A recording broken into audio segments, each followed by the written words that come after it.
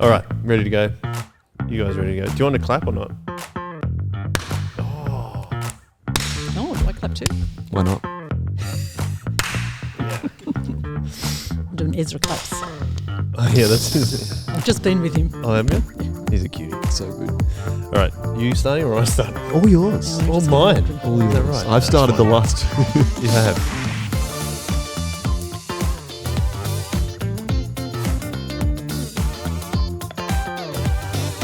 Welcome to the Chip Lunch Podcast, Ethan. It's good to have you back. It's great to be back, Joel. May you introduce our guest, please? We are here with Suze. Welcome to the podcast. Thank you so much. an So odd pleased intro. to be here. I had to make our guest feel really comfortable. Welcome. Well, if I act all robotic, there's no fear of you can just be really natural. It's fun. That's a good point. Yeah. Is that like a reverse psychology? It is. It is. Maybe you Yeah, yeah. hesitated because you couldn't say my surname. Did that come into That is it? exactly Oh, why. can you That's say? 100%. Could you please It's pronounce it for us? Dutch. It's Yes. weird, and it's Kuipers, Kuipers, as yes. in wipers. It's exactly I don't think what it's weird happened. though. I feel like when you say that, it's that's how It you sounds say it. okay, but when you it's K-U-I. Yeah, when it's spelt, it's and really. so people just yeah. I get all sorts of different things. Yeah. Cupers. Kuipers, Quippers. It's Kuipers. Yeah, Kuipers. Kuipers. I have the problem with my last name that people add an S on the end, and it really annoys me. McMasters. And you know when people like they say they're going to Sizzlers, I'm like, it's not called Sizzlers, it's Sizzler. Ah. Get it There's a right. company called Winning Appliances, and people Yes, call it Winnings, Mm. and it really upsets me. I'm like, can you read? That's probably a bit It's too- deep ingrained Deep. pet peeves. This is what Chip Lunch is about. Yeah. Mm. Speaking of pet peeves, besides you, Ethan, I don't like people eating chips with chicken Oh, sauce. okay. That's your segue. Sorry, Okay, yeah. No, I'm here now. Suzanne, which is Yes. what Suze is short for. Suzanne, please tell us, how do you like to eat your chips? Been waiting for this question. Oh, Plain salt. yes, Wow. No. Nothing else needed. yes, no sauce. Look, if it's there, I'll have it, but I won't seek it out. Yeah. Just like the plain chips with the salt. Yeah. Okay. You can taste them Okay. as opposed right. to taking chicken salt. Yeah, You know, I'm actually totally okay with this mostly because it gives Joel pity points. And But you're way ahead. I am way You're ahead. way Exactly. No. I love. That's but why I was ready to come yeah, in. I love that Suze has listened to probably almost every Chip Lunch podcast, so you know that I am I way know the behind. tally. Yeah, that's right. That's really cool. Oh So dear, good. that might just say, what else is she doing with her life? No, No. Is there a? it's an afternoon thing. I sit down, have a little rest, listen to Chip Lunch. Oh, lovely. That's lovely. Thank you. Is there a particular place, a particular shop that you like to get your chips Oh, from? well, You're local. used to be K&M. Oh, everyone says K&M, it. don't They were the best. The boys were. love them. Mm. I haven't really eaten many since, like for years now. Really? Yeah, I'm just not out and about. I don't know. Doesn't jump into my head, but if someone buys them, I'll eat them for sure. Right. But I think Guymia Soccer Club used to do really good chips. Did they? Yeah, Wow. they did. They were excellent. You would have spent a fair bit of time there. I did. Yes. Doing duty in the canteen and Yeah. all the rest of it. Especially with all three boys, I'm guessing, playing All soccer three for boys played Guymia. soccer, and then all three boys played rugby league, and then back to soccer, and then changed clubs. Wow. There you All go. over the place. Busy. Mm. Are all over It's the fun place. though. Yeah. I love it because I'm like coaching my kids or one of my son's team now. I love it. I love Saturday mornings. Yeah, It's so fun. It's so fun. Yeah, it's great. It's a really good start to the weekend. Like, is. especially if you win. But And especially with the young ones, they're up like 8 a.m. at Yep. Bundina and things like that. yeah, yeah. I hope I don't have. I think I might have to go to Bundina this year for football. That's all. Oh, for your own soccer. Yeah, I know for my son's team, Oh, right, which okay. will be an early game, I'm sure. Anyway, let's move on with the podcast. Suze, how did you become a Christian? Well, like many others that I've heard, I went to Guymia Baptist Youth Group, Okay. Mm-hmm. but I went for the boys. There was no other reason. Checked them out. One of the coolest guys at school was there. Oh, It was a very big youth group. It was a lot of fun. And then one night after church, he chatted to me about God and Jesus and the whole commitment thing. And I made a decision there and then. And then I went home and I just felt the Holy Spirit. just come in and just warm me up and just gave me a reassurance. Yes, you are a Christian. Wow. Yeah. That's cool. Yeah. And what happened, what do you think changed after that for yourself? I went out with a non-Christian boyfriend and I married him very young, moved away from church. I didn't fit in at church. I got a bit of criticism and used to watch soccer on a Sunday, Sothos. They didn't like that. Shouldn't do anything on a Sunday. And yeah, so I just felt out of place. And there wasn't a whole lot of depth to the group. It wasn't like you guys, with your Bible studies and your leaders. It was very open and come in, go out kind of thing. Yeah, right. Okay. So unfortunately I did that, went and lived the life that I thought was more exciting, basically. And I think Satan is a great deceiver. You think it's all going to be fun. It turned out not fun at all. He was an abusive guy. Lasted 5 years and then no kids, luckily. And then back home. And at the same time, my parents were divorcing at exactly the same time. Okay. We had no idea. So that was interesting. Yeah. How old were you when you made that choice to become a Christian? About 17. Okay. 16, 17, yeah. Was there something lead up in your life that, some people that we talk about in the Chip Lunch podcast, a lot of them is that they do feel out of place and then they perhaps go to church and they go, this is how, this is what I've been looking for, is the love of Jesus. Is that how you felt, or was it that happened after you became a Christian because you were saying you felt out of place at church? I did feel out of place, and my parents weren't Christians. I had no more encouragement. My parents were horrified that I became a Christian and really gave me a bit of a hard time. So it just didn't have the depth, I think.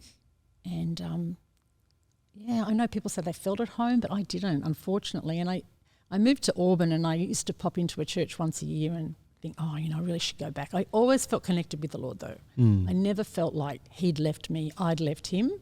I was just going down this path. And then, missing church, I had no idea what I was giving up, I think. And the blessings of church and the comfort and the support, it didn't factor in, but I really needed it. Unfortunately, when I got back home, I ended up going out with somebody else, who you may know, who I married for about 25 years, Peter. And we lived at Rooty Hill. We built a house at Rooty Hill, much to the delight of everybody down here. He was a Blacktown boy, so anyway, after a couple of years we moved back to the Shire, and this is stage 2 of my Christian walk, if you want me to go there. Sorry, we'll come back if we need to go. Yeah. Okay. Keep going? No, I said keep going with what you're saying, and we can always rewind. It's just, I don't know, I felt the Lord say to me, we moved back to the Shire and had 2 little boys, 3 and 1. I just felt the Lord saying, you need to find a church, it's time. And I went with my friend church shopping. And we went to one in Cronulla, and it was a Pentecostal church. And my kids being my kids, I didn't sit in church much. I was always out the back chasing them around the backyard or whatever. Yeah. So I was out the back with the kids and there was no one around. And I seriously heard this voice say, come back. Wow. And it was so clear. And it was like, there's no one around. I really believe it was the Lord saying, come back. And I think he has to talk to me pretty... forcefully. I don't hear the whisper. I need the shout. Yeah. So he actually led me to Cronulla Baps, and they were starting up a new church called Woolooware Community Church, and it was in Woolooware Public School. Very similar to what you guys have done. What we've done, and people were great. I felt at home. I felt like I'd found a family, like-minded people, kids. My kids were happy there most of the time, and we had Keegan, and he got dedicated there, so it was really nice. Used to go on holidays and things like that. So that was just one. If I can take it back a little bit, you said that are both your parents Dutch? Is that No, right? my dad's Dutch, my Dad's mum's Dutch. an Aussie. Okay, and so did he come over? When did he come over? He came over in the 50s Right. in the immigration Boom. boom, Did and they he had a contract and he had to go and live in Burnie in Tasmania for 2 years. Oh, He'd doing what? Accountant. Okay. Yeah, so he'd come from, Holland, Netherlands, Amsterdam, and he was in Burnie, Tasmania. He thought he was just at the end of the earth. So he did his almost 2 is, years though. and then he moved to Melbourne. Yes. Okay. Right. Yep, and then he met my mum, who was a Melburnian. And I know I have to confess this, I lived in Melbourne until I was 12. So I go for the storm. Oh, wow. Oh, Just get that out there. Devastating. I know. no, that's quite funny actually. That actually explains a lot for you. A couple of your sons going for Melbourne. Yeah. Yeah. And so then why were they so against you becoming a Christian, do you think? Well, my dad was not at all spiritual, or he had like a bit of a Buddhist kind of thing happening. But my mum actually went to church and was a Sunday school teacher. Wow. And we were taken to Sunday school, dropped off, picked up sort of thing. They didn't go to church. But she got very upset because I was a bit fired up. You've got to believe in Jesus, otherwise you're going to hell, all that sort of thing. You're 16 and you're passionate and you want to. And then she was just like, you are in way too deep. That's not what it's about. Yeah. And so she wanted me to have much more of a surface relationship. And I said, no, that's not what, being Christian is about. Yeah. I'm committed to him. I'm committed to, the youth group and Bible study, etc. So a position kind of like it's more about the morals than actually having a personal relationship with Jesus? Yeah. And the morals and I think maybe looking like you were pretty religious, teaching kids. Like I'm sure she was genuine in teaching the kids, but I don't think it didn't translate into her life. Yeah. Okay. At all. And so when did you, if you were in Melbourne until you were 12, where did you move into the Shire? Or We did actually. Yeah, okay. Yeah, my dad got a transfer up here for 2 years. So we moved from Melbourne, kind of I didn't realise it, but it was like an inner city, inner western suburbs kind of multicultural kind of place. Right, Yep. yeah, okay. It was really a great place to live. Yeah. And we moved into the Shire and we moved into Karela. It was first being built, Oh, that's cool. Yeah. called Sylvan Headland. Lovely. Well, that's what it was called. Yeah. Oh, okay. Yeah, and they were building houses everywhere and we went to Oyster Bay Primary and didn't fit in. We were just ridiculed because we came from Melbourne. I just had no idea. Really? Yeah, no idea that Sydney people didn't like Melbourne people or vice versa. Yeah. And Karela was very quiet. There were no kids in the street. We'd come from a noisy, busy street playing. and Lots of Yeah. families and lots stuff of families, like that. yeah. Yeah. So we stayed there for a couple of months. And then my parents bought in Guymia. Okay. So then we transferred and went to Guymia Bay. Okay. So there was three schools in year 6, which was a lot. Yeah, that's pretty intense. And yeah, I think I lost a lot of confidence because I was like, king of the kids down in Melbourne, came up here and like, oh, you're from Melbourne.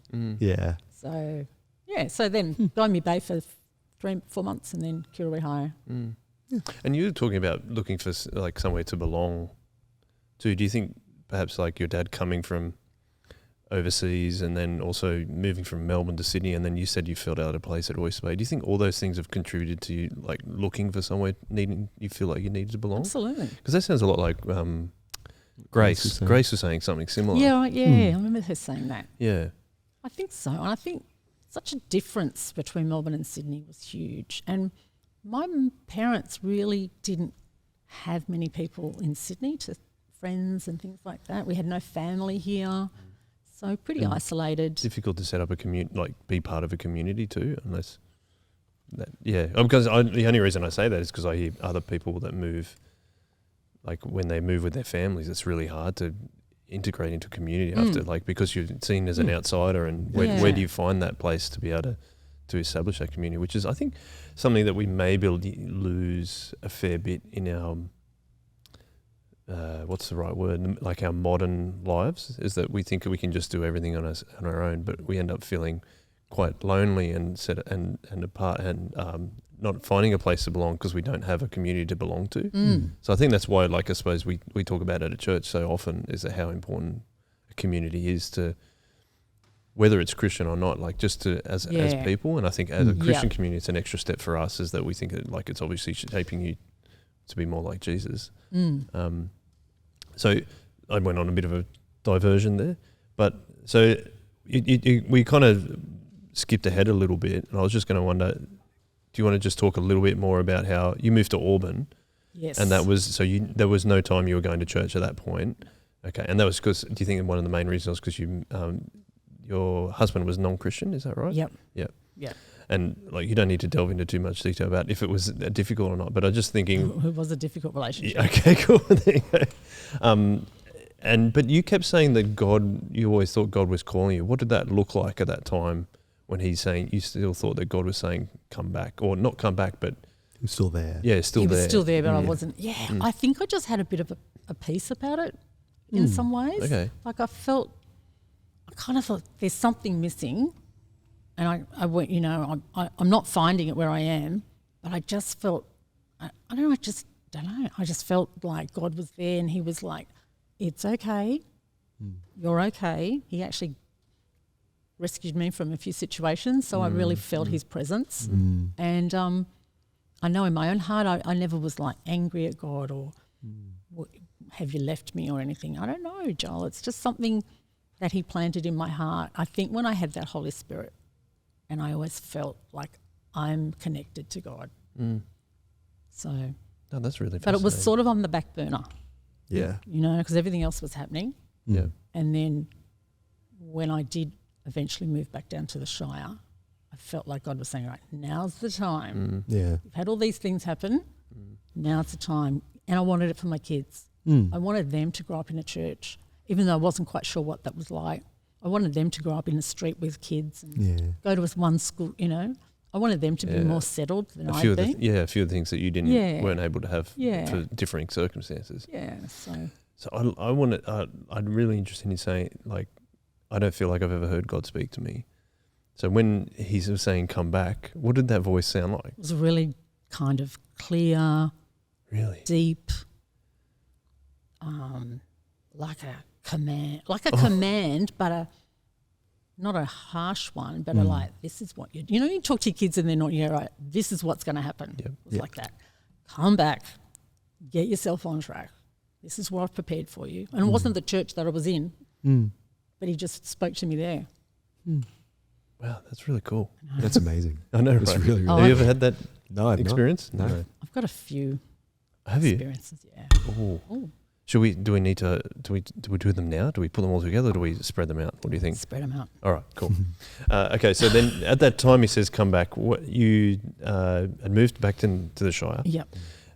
You were going to a church in Cronulla. Yes. And how did that go? Because you said that you got Keegan, your younger son, dedicated there. Yeah. So the first time I met you, and you, especially your sons, was at Guymia Anglican. But Yeah. that was probably, how long were you at Cronulla prior to coming to Guymia Anglican? Oh, maybe about 4 years. Cronulla Baptist didn't want to keep the Wooloowee Church Yeah, right. off-site. Okay. And I thought it wasn't a helpful move. We all had to move back into Cronulla Baptist, and then we're part of that regular sort of style of church. And we were doing our thing at Woolooware and having a lot of fun. And, we met in the canteen. We had no music, and it was pretty primitive. And then it was back to Cronulla Baptist. And then my kids started to get a bit restless. There weren't enough kids there. A friend of mine from Guymia Base School said, we're going to Guymia Anglican. They've got great kids stuff. Come along. So I did. We did. And we should, if we're going to talk about your family, do you want to tell everyone who was in your family? Yeah. Because we keep referring to them as the boys, but like... my boys, yeah. It'd be cool Okay, so I had 3 boys. Jared is the oldest, whom a lot of you know. Some of you know. He goes to the day night service. Yep. And then I've got Riley, who's 18 months younger, and he lives at Parramatta now. He's got 4 kids. He's planted a church He's there. a minister. He's planted a church. Yep. He makes it happen. That's right. Oh, yeah. Yeah. And then there's Keegan. And Keegan he's 7 years younger than Jared, or 6 years younger than Jared.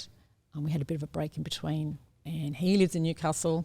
He's an art teacher, married a doctor. Yes. And so he's up there. So I miss him, but he's making a good life up there, really connected to the church. And I'm just so blessed that all my boys go to church. They're all committed Christians. They are, yeah. And their wives are. And it's just the most unbelievable feeling. I said something to Bev Crawshaw about that, and she goes, "You're not finished. You've got grandkids. Yeah. You've got to get them into the kingdom." I went, Yeah. I didn't think of that. That's true, because you have 5 grandkids at the moment. I do, yeah, which is fantastic. It's just amazing. The difference between being a parent and grandparent, Yeah. you can't believe the difference. You can always give them back, right? Yeah, but they're just so precious. Yeah. And you're not going through all the night wake ups, and Yeah. you're getting the Yeah, good you stuff. get all the fun stuff. You get all the fun Yeah. stuff. And then when they're tricky, you just give them back. That's right. Yeah. Well, yeah, like I've got 3 of my own, so it's It's full on. Yeah, it's full on, but also we have a great support system with our grandparents as well, so That's good. it's really, really helpful. Yeah. I didn't really have that either, so there wasn't much respite Yeah. from the kids. Yeah, and that can be difficult, especially for mums. I think it's just constant. Yeah. But like you also have the heart to serve your kids too, and I think that's what I love about seeing mums work so hard. Is Yeah, that fully. they just want to take care of their kids, and I think that's lovely. So where are we up to? So how did the boys integrate into going to Guymia? Because I'm guessing that was a big part of. They loved it. So how old were they when I think by the time you like got there? 8 and 6. Keegan went to Busy Bees, Okay. so he must have been 3. Yep. 3. I mean, he was pretty young, so they're probably like 3, 6, and 8, something like that, or 5 and 7. So they were in the hall, and just I don't know. They fitted in. They loved it, and we enjoyed Guymia Anglican. So it was a good fit, and it was close to home, and it was a local church. Cronulla was always, different people coming from that area, and you're just not going to kind of connect. It's harder to keep connected. Whereas they're at school with their friends, and then they're at Sunday school, kids' church with their friends, and soccer. It's kind of like a community thing. Yep. Which is exactly what we were talking about prior, right? Yeah, that's right. Yeah, so I think they felt really part of Guymia Anglican.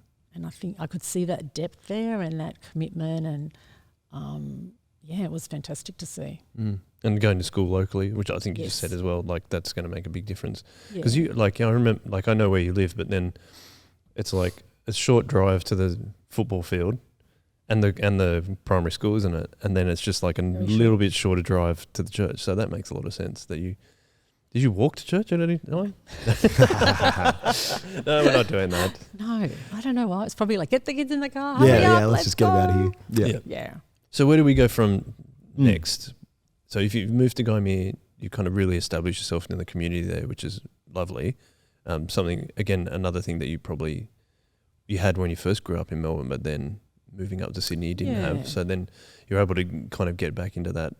You're saying that God's speaking to you a lot throughout your life. What's God telling you now, do you think, now that you've come back to church and established yourself back at church? We're from Guymia. From Guymia times. Like what was he saying? Yeah. Oh, right. Okay. I didn't really hear any big commands. I just had this kind of, this is what I'm meant to be doing. Do you think you really grew in your faith at that time? Well, it was kind of like stage 2. I had the first stage, and I made the commitment, never really followed up too much. Stage 2, I'm going to church, and I'm going to Bible study, and I'm going to women's things. And I knew the Lord was there, and I was praying and reading the Bible, but I was a busy mum. Yep. And I think, in all honesty, he was probably on the back burner a bit. And I felt like I was leading the good Christian life. I was sort of doing all the right things, and I had definitely had a relationship with the Lord, and had lots of health issues with my kids, so I was really busy with all of that. And then, so I didn't, but I just felt somehow I was on this merry-go-round and I needed to jump off. It was all going a bit too fast. And I went back to work, and that was hard.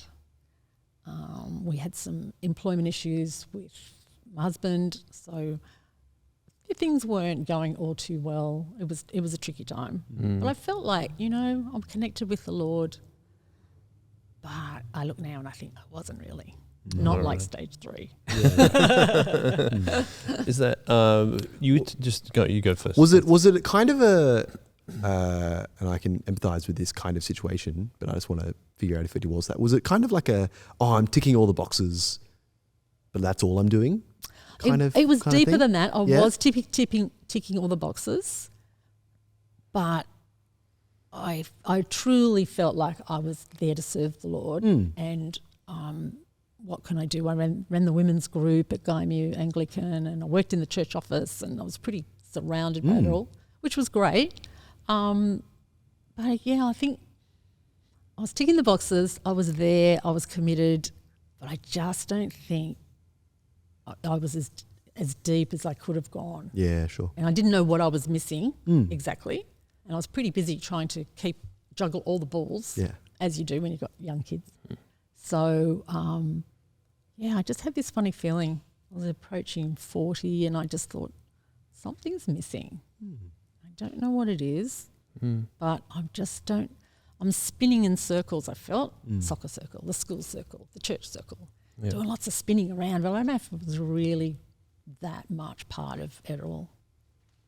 Oh, so like you didn't feel like you were fully invested? Yeah, I mean, I did at church. I felt invested. Yeah, but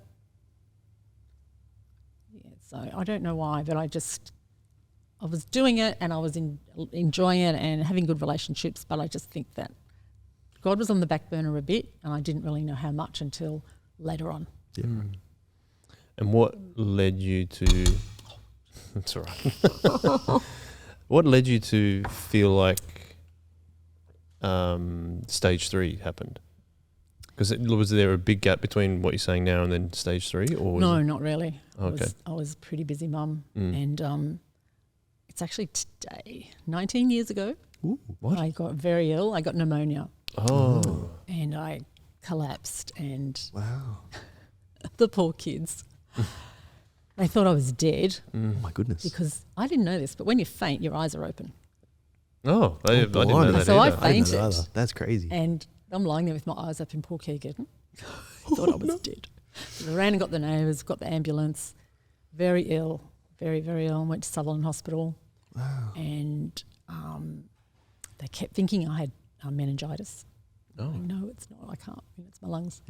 And I didn't. It's a whole story which I won't go into, but I didn't get any very good treatment.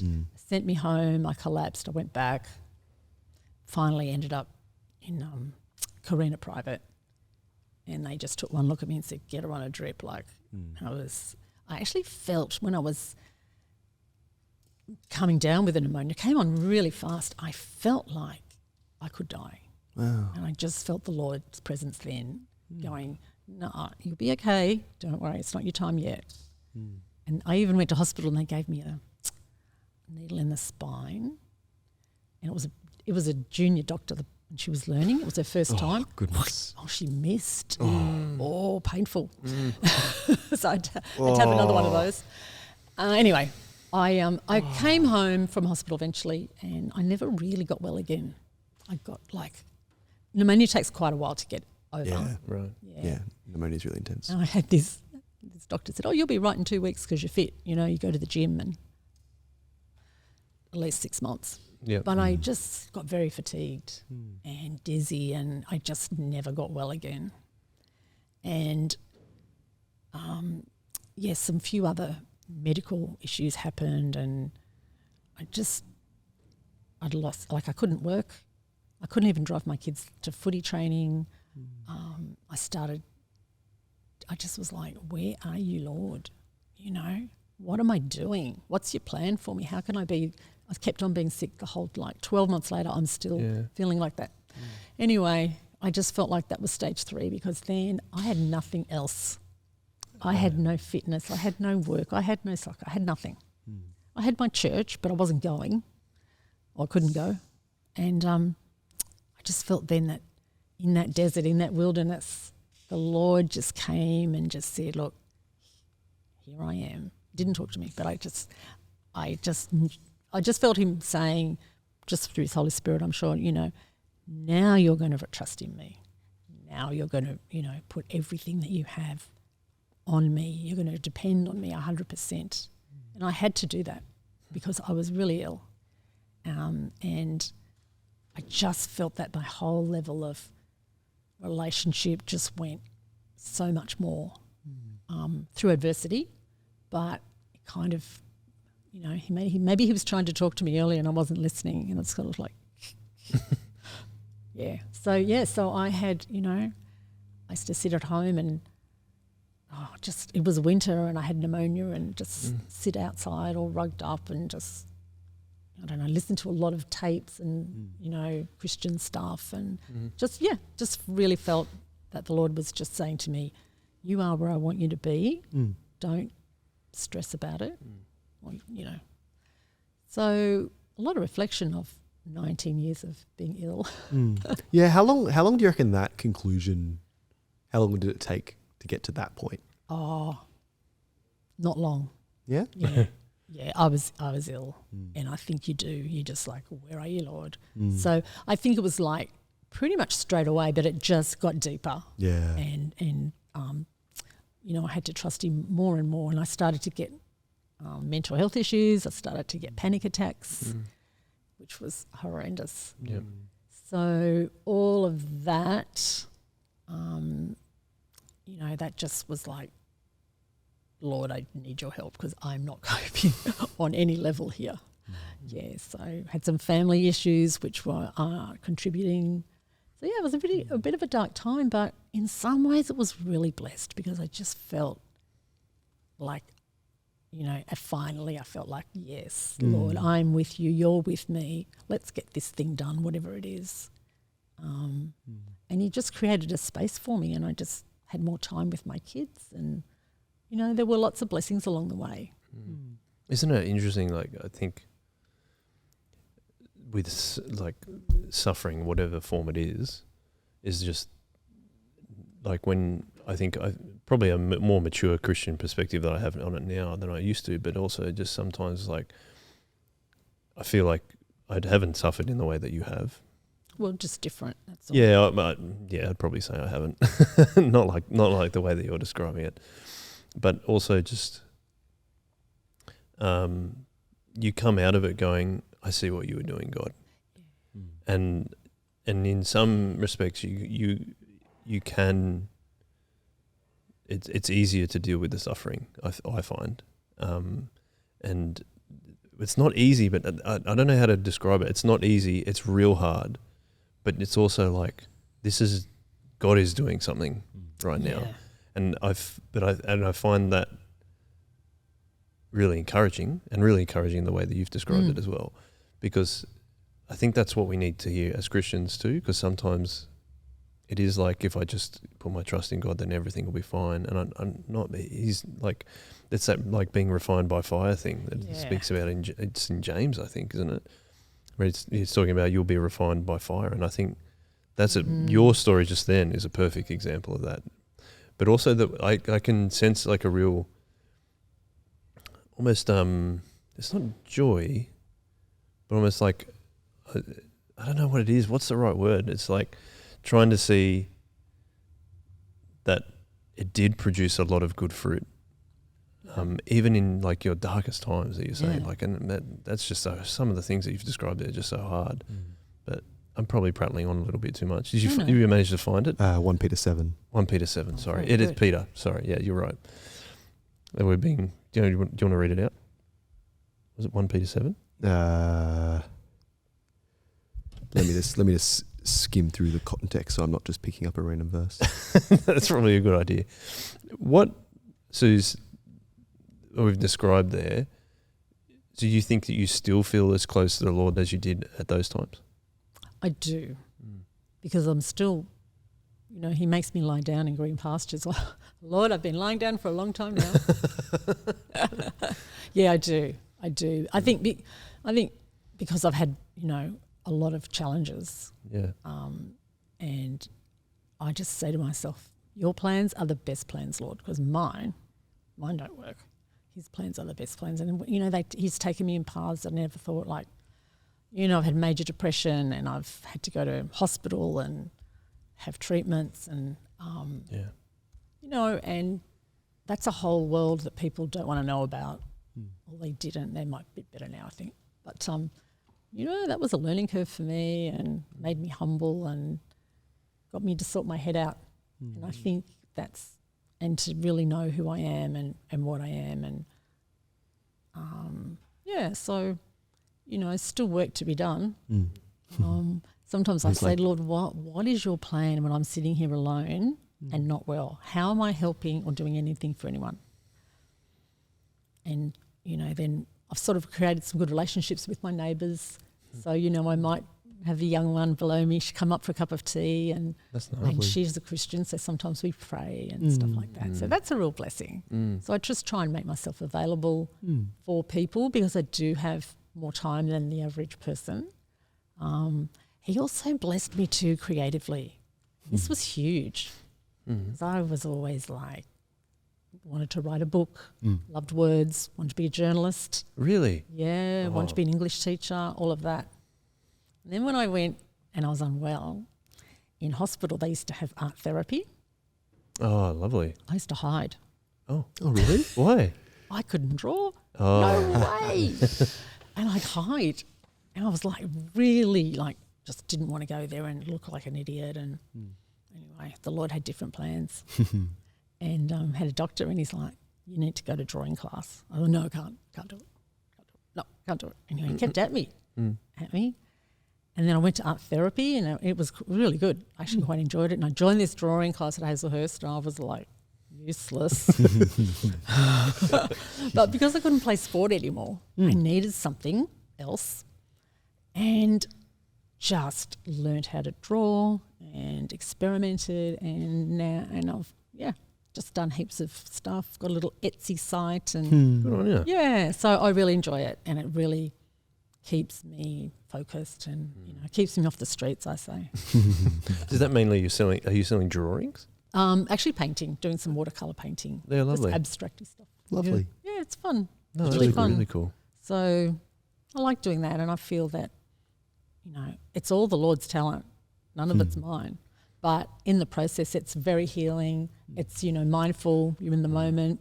Play chip lunch or I play a podcast or play music.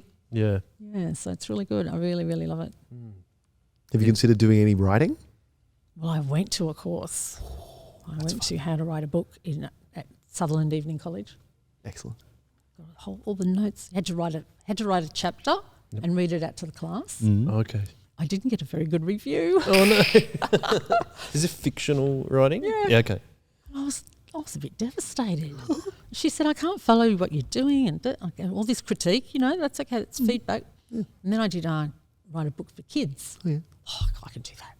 It's actually harder. Yeah, I thought it might be harder. it's super right? hard. Yeah. Yeah. So I did those 2 courses and I went, I don't think this writing thing is panning out. And it was a real shock to the system. Yeah. And it was like drawing, art, love it. There you go. Love it. Really? Go to Hazelhurst every week, been doing it for 10 years. That's great. That's really cool. That's though. awesome. It is good. And I can encourage new people and say, look, seriously, I couldn't draw a stick man. Just hang with it. Yeah, right. Yeah. How do you see God working through your art that you produce? I don't know. You don't. Do you ever, I suppose it's helping, you say what do you want me to do in this? And then he's like, you can now learn how to draw. Yeah, I'm the Christian in the group Yeah. as well, so they know that. Lovely. That's cool. I don't know. I've had a period where I was selling a lot of stuff. Now I'm not. Whether it's just, I don't know.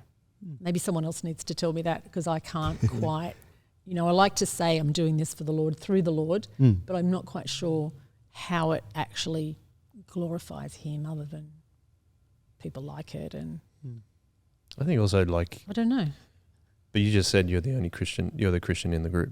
I think that's the way you're glorifying Him, by being in the class and going, I'm a Christian, and you're being different to everyone else and being a witness to Him there. I think that's a really good way of doing it. Yeah.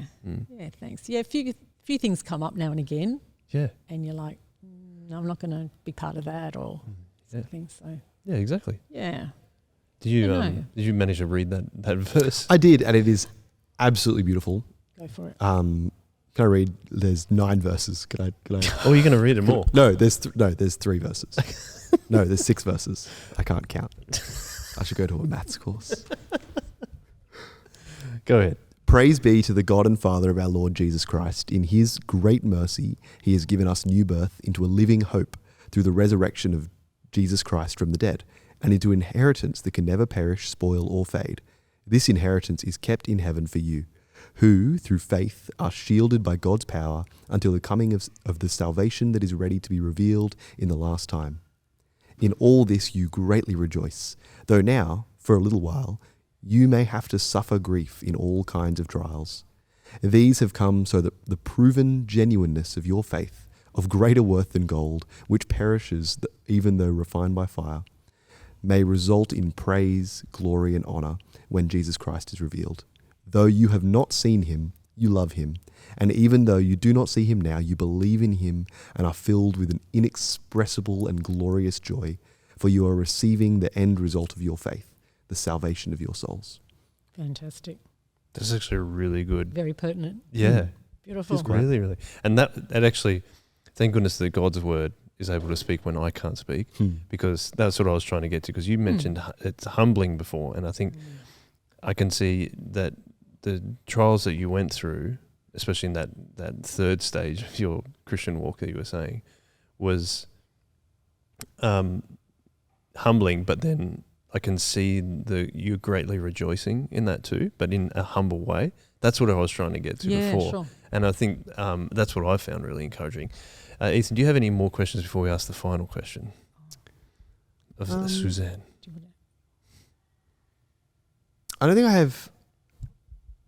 I have a whole bunch of encouragement that I've gotten. Yeah. It's not really a question, but I am really encouraged by you, and I am really, I've been really stoked to sit and listen mostly, which I'm very content to do. I'm just here to Joel be the pretty face and he'll ask all the questions, and I'll just sit here with my 10 cents. But thus far, my 10 cents is just I'm really encouraged by you, and I'm.